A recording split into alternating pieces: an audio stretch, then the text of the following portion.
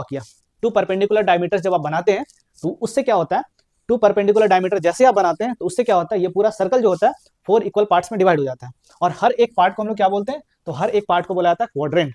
क्या बोलते हैं, क्वाड्रेंट। मतलब ये भी आपका एक क्वाड्रेंट है, ये भी आपका एक क्वाड्रेंट है, और ये भी आपका एक क्वाड्रेंट है, और ये भी आपका एक क्वाड्रेंट है। ठीक है, तो क्वाड्रेंट के लिए ये जो सेंट्रल एंगल होता है वो कितना होता है, किसी क्वाड्रेंट के लिए सेंट्रल एंगल कितना होता है, तो ये होता है 9। लाइन जो दिख रहा है ये लाइन को रिप्स बोल रहे हैं, ठीक है ना, ये लाइन को क्या बोलते हैं, रिप्स बोलते हैं।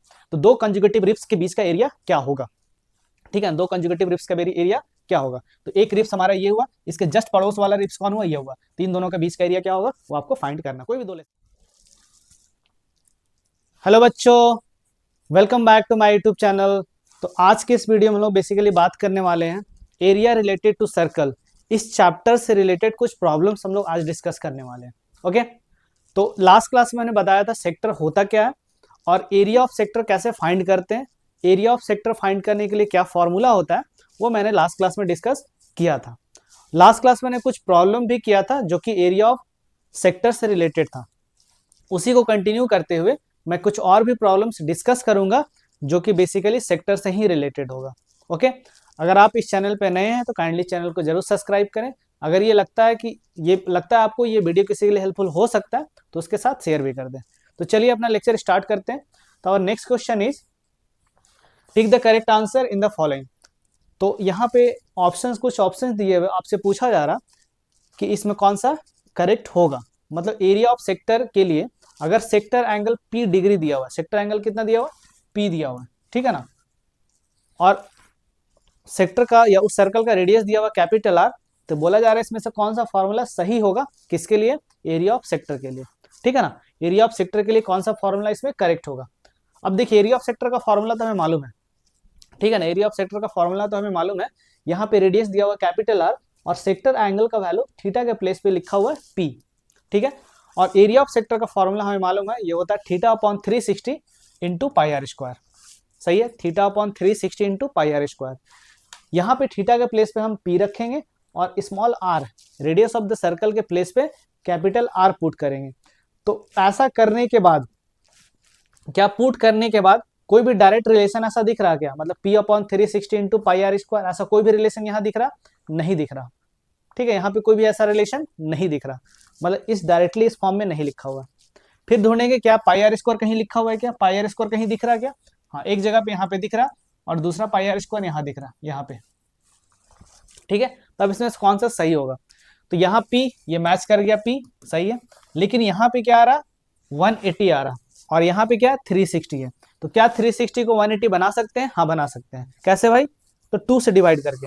तो जैसे हम इस P को 2 से डिवाइड करेंगे और 360 को 2 से डिवाइड करेंगे तो आपका एक्सप्रेशन हो जाएगा P upon 2 upon 180 into pi are square. तो क्या ऐसा कोई ऑप्शन दिया हुआ है, नहीं दिया हुआ, यहाँ पे केवल P है, P अपॉन 2 नहीं है, तो ये मैच नहीं करेगा, मतलब ये मेरा रिजेक्ट हो गया। बाकी तो कहीं आर स्क्वायर आ नहीं रहा, तो यहाँ तो एरिया तो हो ही नहीं सकता है, ठीक है ना। नेक्स्ट यहाँ देखते हैं, इसके साथ ये मैच कर रहा था, मतलब P यहाँ भी आ रहा, P वहां भी आ रहा, पाई आर स्क्वायर यहाँ भी है, पाई आर स्क्वायर वहां भी है, लेकिन यहाँ जो है ना 360 है, बट वहां क्या हो गया 720 हो गया। तो एक काम करते हैं, P upon 360 into pi are square जो लिखा हुआ है इस जगह पे हम 360 को क्या बनाते हैं 720 बनाते हैं। तो 720 बनाने के लिए 360 को 2 से इंटू करना होगा।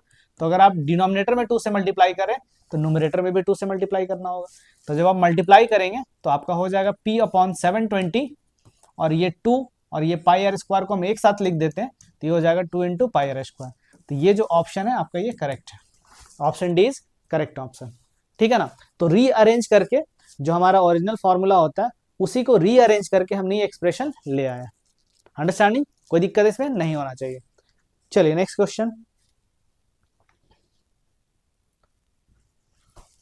Okay, next question is if the area of the minor sector is 392.5 square centimetre, ठीक है ना। एक माइनर सेक्टर का एरिया दिया हुआ, माइनर सेक्टर का एरिया दिया हुआ 392.5 स्क्वायर सेंटीमीटर और इसके लिए कॉरस्पॉन्डिंग एंगल जो है वो 72 डिग्री दिया हुआ है, ठीक है। इसका रेडियस फाइंड करना है, यहाँ पे पाई का वैल्यू आपको क्या रखना है, तो 3.14 पुट करना है, ठीक है ना। अब एरिया ऑफ सेक्टर यहाँ पे दिया हुआ है, ठीक है ना, तो इसके फॉर्मूले में हम यूज कर लेते हैं। तो देखिए एरिया ऑफ सेक्टर का फॉर्मूला जो होता है ये होता है pi upon 360 into pi are square. थोड़ा मैं बता दूं सेक्टर का मतलब क्या होता है। जैसे मान लीजिए सर्कल है ना, ये सर्कल है और ये सेंटर है, तो हमने ये दो रेडियस बनाया, ठीक है ना, रेडियस बनाया, तो दो रेडियस, ये रेडियस और ये रेडियस और ये आर्क, इन तीनों को मिलाकर के जो रीजन इंक्लोज हो रहा है ना, this region is called the sector, ठीक है। और ये जो एंगल होता है this is called the sector angle, understanding. तो सेक्टर एंगल अगर थीटा होगा तो एरिया ऑफ सेक्टर का फॉर्मूला हो जाता है theta upon 360 into pi are square, ठीक है। तो area of sector equal to होता है theta upon 360 into pi are square. और एरिया ऑफ सेक्टर के प्लेस पे हम क्या रख सकते हैं भाई, तो एरिया ऑफ सेक्टर के प्लेस पे रख सकते हैं 392.5, बिकॉज यहाँ पे दिया हुआ है 392.5। अब देखिए थीटा के प्लेस पे 72 डिग्री दिया हुआ है, सेक्टर एंगल दिया हुआ है, सेंट्रल एंगल दिया हुआ है यहाँ पे 72 डिग्री, ओके। तो 72 upon 360 into pi are square, और आर का वैल्यू यहाँ पे नहीं दिया हुआ, लेकिन हाँ पाई का वैल्यू दिया हुआ है, पाई का वैल्यू बोला 3.14 पुट कर दीजिए, तो यहाँ पे रख देते 3.14 इंटू आर स्क्वायर, ठीक है। यहाँ से डेसिमल हटाएंगे, बाई 10 हो जाएगा, तो ये हो जाएगा 3925 अपॉन 10, 72 अपॉन 360, और यहाँ से अगर आप डेसिमल हटाते हैं तो ये हो जाएगा 314 upon 100 into pi are square, okay.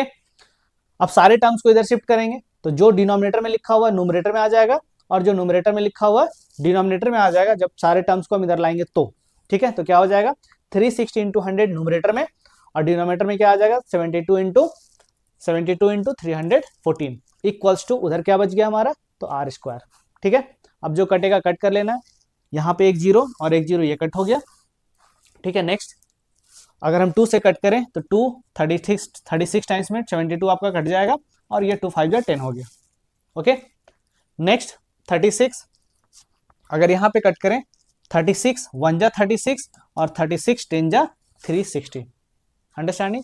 अब ये 314 से ये 25 टाइम्स में डायरेक्टली डिवाइड हो जाएगा, ठीक है ना। आप इसको 5 से भी कट कर सकते हैं, सॉरी 2 से कट करेंगे तो 2 5 जा 10, और 2 से यहाँ कट करेंगे तो ये हो जाएगा 157, और 157 डायरेक्टली इसको 25 टाइम्स में डिवाइड कर देगा, अंडरस्टैंडिंग।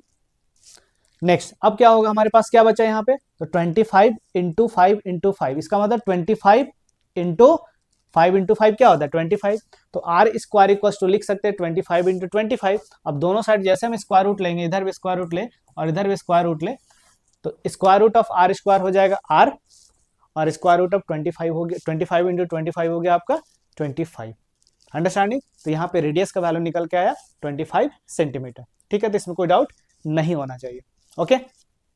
चलिए नेक्स्ट क्वेश्चन। तो नेक्स्ट क्वेश्चन हमारा, find the area of the quadrant of a circle whose circumference is 22 centimetre.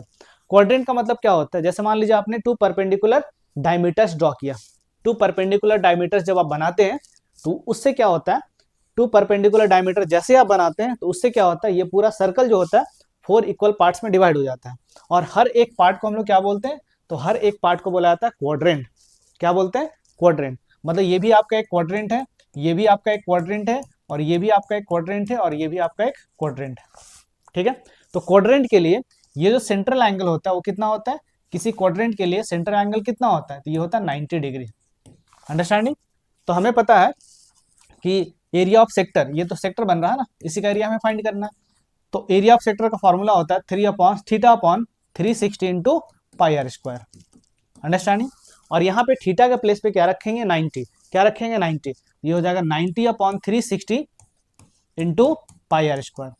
तो 90 से कट करेंगे तो ये 4 टाइम्स में कट हो जाएगा, तो यहाँ पे आ गया आपका 1/4 into pi are square, okay. ऐसे भी हमें मालूम है कि अगर ये पूरे एरिया को 4 इक्वल पार्ट्स में डिवाइड कर रहा और पूरे सर्कल का एरिया होता है पाई आर स्क्वायर, तो एक पार्ट का एरिया होगा पाई आर स्क्वायर अपॉन 4, अंडरस्टैंडिंग। कोई दिक्कत इसमें नहीं होना चाहिए, ठीक है ना। तो आप डायरेक्टली ये भी फॉर्मूला यूज कर सकते हैं, कौन सा, तो pi are square upon 4, okay. So this is called the quadrant. So what is the formula for area of quadrant, again 1/4 into pi are square. तो क्या आर यहाँ पे दिया हुआ है, नहीं दिया हुआ है। क्या आर डायरेक्टली दिया हुआ है, नहीं दिया हुआ है, ओके।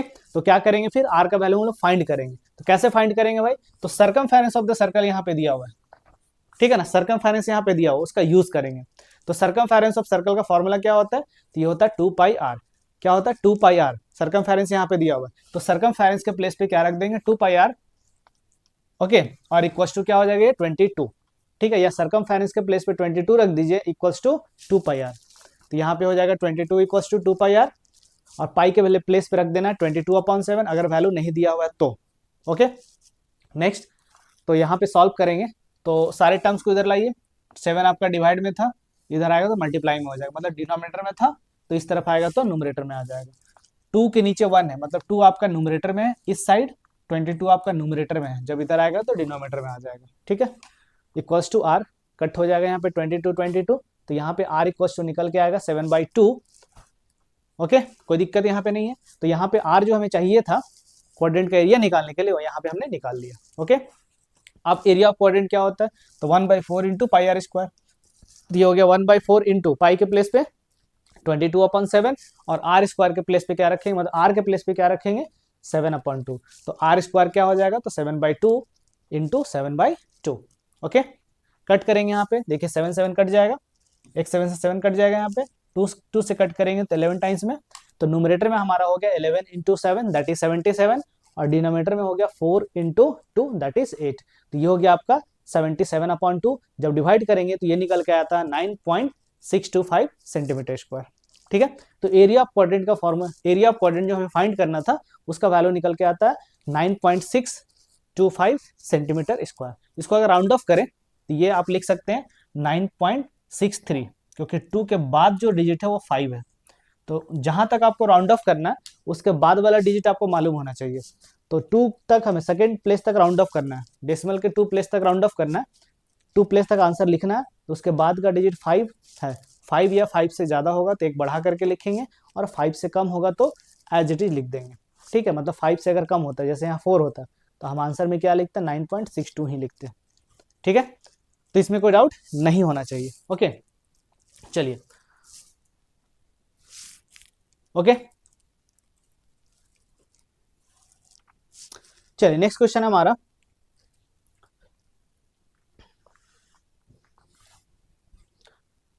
ये question, an umbrella has 8 ribs which are equally space. देखिए रिब्स का मतलब क्या होता है, जैसे ये अम्ब्रेला है ना, तो इस अम्ब्रेला में कितने रिब्स हैं, 8 रिब्स हैं। ओके, 8 रिब्स है विच आर इक्वली स्पेस्ड, और सबका स्पेस क्या है, बराबर है।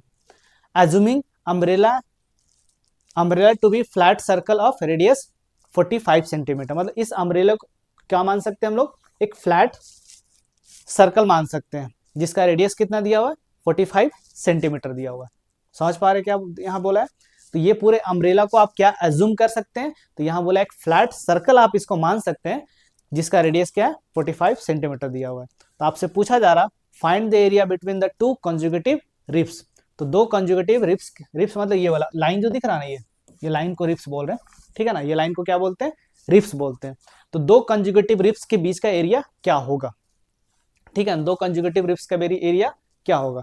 तो एक रिब्स हमारा ये हुआ, इसके जस्ट पड़ोस वाला रिब्स कौन हुआ, ये हुआ, तो इन दोनों के बीच का एरिया क्या होगा वो आपको फाइंड करना। कोई भी दो ले सकते हैं, कोई भी दो, हमने यहाँ पे लिया, आप यहाँ भी ले सकते हो, कोई भी ले सकते हैं। तो 2 कंजुगेटिव रिब्स का एरिया क्या होगा ये आपसे पूछा जा रहा है, ठीक है। तो उसके लिए हमें क्या चाहिए, बेसिकली ये तो सेक्टर को रिप्रेजेंट कर रहा है ना, तो सेक्टर का एरिया निकालने के लिए आपको सेंट्रल एंगल चाहिए और रेडियस चाहिए। तो रेडियस तो यहाँ पे दिया हुआ 45 सेंटीमीटर, लेकिन सेंट्रल एंगल है क्या वो हमें कैलकुलेट करना होगा, हमें निकालना होगा, ठीक है ना। तो कैसे निकालेंगे, तो देखिए,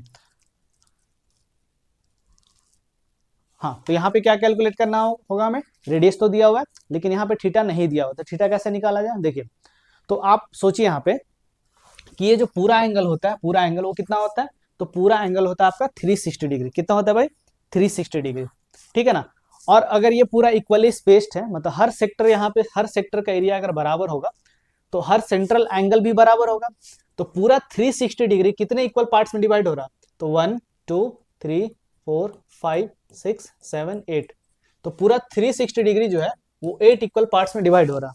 तो एक एंगल का वैल्यू क्या होगा, या एक पूरा जो 360 डिग्री एंगल होगा, ठीक है ना, वो 8 एंगल्स में डिवाइड हो जा रहा है, 8 एंगल्स में डिवाइड हो जा रहा है। तो एक एंगल का मेजरमेंट कितना होगा, ठीक है ना, तो ये हो जाएगा 360/8। जब आप सॉल्व करेंगे तो ये निकल के आता है 45 डिग्री, मतलब एक सेंट्रल एंगल का वैल्यू कितना हो गया 45 डिग्री। तो जो हमें थीटा चाहिए था वो मिल गया। अब क्या करेंगे, तो area between 2 conjugative ribs equals to area of sector that is theta upon 360 into pi are square. ठीक है, थीटा का प्लेस पे पुट करना है 45 अपॉन 360 इंटू 22/7 पाई के प्लेस पे, और रेडियस यहाँ पे दिया हुआ था 45 सेंटीमीटर। तो 45 सेंटीमीटर क्या हो जाएगा, उसका स्क्वायर करना हमें, तो 45 का स्क्वायर करेंगे तो ये हो जाएगा 45 इंटू 45। जो आप सॉल्व करेंगे देखिए यहाँ पे, तो 45 से ये 8 टाइम्स में डिवाइड हो जाएगा। ठीक है, 45 से जब डिवाइड करेंगे 360 को तो 8 टाइम्स में डिवाइड हो जाता है। ओके, फिर 2 से कट करेंगे, 2 4 जा 8, और 2 से फिर इस 22 को कट करेंगे, तो 2 से कट करेंगे तो 11 टाइम्स में डिवाइड हो जाएगा। तो हमारा न्यूमरेटर में क्या बच गया, तो हमारा न्यूमरेटर में बच गया 11 इंटू 45 इंटू 45। जब आप मल्टीप्लाई करेंगे आपको मालूम होना चाहिए कि 45 इंटू 45 जो हम करते हैं तो इसको डायरेक्टली कैसे मल्टीप्लाई कर सकते हैं, डायरेक्टली आंसर क्या लिख सकते हैं। तो इसका आंसर लिखने के लिए आप 25 लास्ट में लिख दीजिए, और ये जो फर्स्ट वाला डिजिट है ना 4, उसको एक इंक्रीज कीजिए, इंक्रीज करेंगे तो 5 हो जाएगा। अब इस 5 और इस 4 को मल्टीप्लाई कीजिए, तो 5 इंटू 4 कितना होगा 20, तो 45 इंटू 45 का आंसर निकल के आया 25। अब इसको मल्टीप्लाई किससे कर देना था, तो 11 से मल्टीप्लाई कर देना था। जब आप मल्टीप्लाई करेंगे 11 से तो ये निकल के आएगा 22,275, और डिनोमिनेटर में क्या आएगा, तो 4 इंटू 7 दैट इज 28। ठीक है, तो बस अब सिंपली आपको यहाँ डिवाइड करना है। ठीक है, सिंपली आपको डिवाइड करना है, मैंने डिवाइड करके भी दिखा दिया है। ठीक है, कुछ लोग करेंगे डायरेक्ट आंसर लिख दे रहे हैं, नहीं सिंपल सा डिवीजन है। तो 22 का टेबल में 7 टाइम्स में 196 आता है। ठीक है, माइनस करेंगे, तो जब माइनस करेंगे तो ये हो जाएगा 26, 7 नीचे आ जाएगा। ठीक है, तो फिर से कितने टाइम्स में डिवाइड होगा, तो 9 टाइम्स में। जब 9 टाइम्स में करेंगे तो 252, तो 28 इंटू 9 252 हो गया। माइनस करेंगे तो ये हो जाएगा आपका 15, और ये 5 जब नीचे आएगा तो यहाँ हो जाएगा 155। तो 28 के टेबल से 5 टाइम्स में करेंगे तो ये 140 हो जाता है। माइनस करेंगे तो यहाँ से बचेगा 15, और डेसिमल जब यहाँ पे देंगे तो एक जीरो आप पुट कर सकते हैं। सिंपल सा डिवीजन है जो आप जानते हैं। ठीक है, इसमें बात ही नहीं करना था हमें, बस हमने ये दिखा दिया कि सिंपल आप डिवीजन करके आंसर ला सकते हैं, क्योंकि कुछ लोग को लगता है अरे भाई कैसे करें, इसका आंसर कैसे लाएं।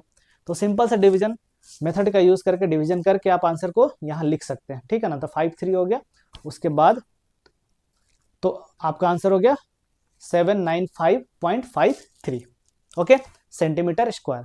तो इस तरह से दो कॉन्जुगेटिव रिब्स का बीच का एरिया कितना निकल के आया, तो 795.53। ठीक है, तो यहाँ तक कोई दिक्कत नहीं होगा आज के वीडियो में। ठीक है, बहुत सिंपल सा प्रॉब्लम हमने डिस्कस किया था। ओके, तो इसके बाद हम लोग और भी प्रॉब्लम डिस्कस करेंगे, और भी प्रॉब्लम यहाँ पे करेंगे। ठीक है ना, इस टॉपिक से रिलेटेड जो भी प्रॉब्लम होगा और भी प्रॉब्लम से यहाँ पे डिस्कस करेंगे, और भी क्वेश्चंस करेंगे। बट आज के लिए इतना ही, मिलते हैं नेक्स्ट वीडियो में। Thanks for watching my video. अगर आप इस चैनल पे नए हैं तो काइंडली चैनल को जरूर सब्सक्राइब करें। ओके।